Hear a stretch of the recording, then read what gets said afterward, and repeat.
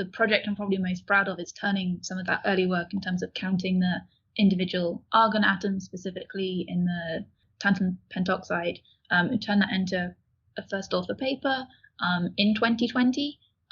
So it was a really rough year, right, for everyone. So I think it's not necessarily like turn that into a paper during like what was a very difficult year, and like being able to slightly adjust. I think my project would have been more just gravitational wave coatings if it weren't for the pandemic. Working on the nuclear stuff was partly because of like it was data that we had available. But yeah, so it is the counting of the argon bubbles in the gravitational wave detector coatings, and it is quite cool to be able to look at an image and be like, you can count like there are 10 atoms of argon in that pixel. And that's like an incredibly small, incredibly sensitive, and being able to look at that small bubble and be able to calculate like its density and its pressure, and knowing that stuff will feed into making the detector more sensitive. And then also all of that being cool and turning it into a paper. I think perhaps not my most coherent answer, but it's sort of the combination of it being very sensitive, which being very cool, and then turning it into the paper. We will be right back after a very quick word from our sponsors. Save the date. The 6th edition of the 2023 NANOscientific Forum Europe, the platform for nanoscience and SPM research, will take place on the 13th to 15th of September 2023 at the Institute of Photonic Sciences, IFCO, in Barcelona, Spain.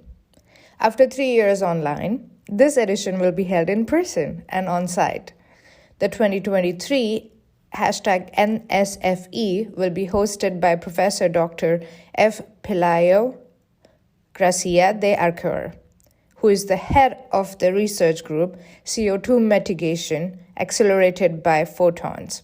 Link is in the description. Do check it out and see you in Barcelona in September. A scientist. So what else do you like about being a scientist? Well, I like that it's so collaborative. You know, I think quite lucky you sort of work with lots of different people who have slightly different specialities.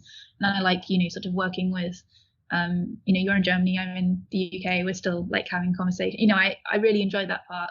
And then also I really, really enjoy outreach stuff.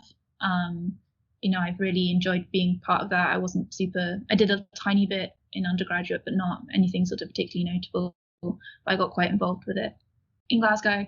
And I think it's really cool being able to go out to schools. I remember those kind of events are things that I really enjoyed when I was in school, you know, sort of getting to hear about people at university doing research, or like some of the real life applications of the stuff we were learning, and being able to see how it's actually beneficial or important. So I really enjoy doing that as well.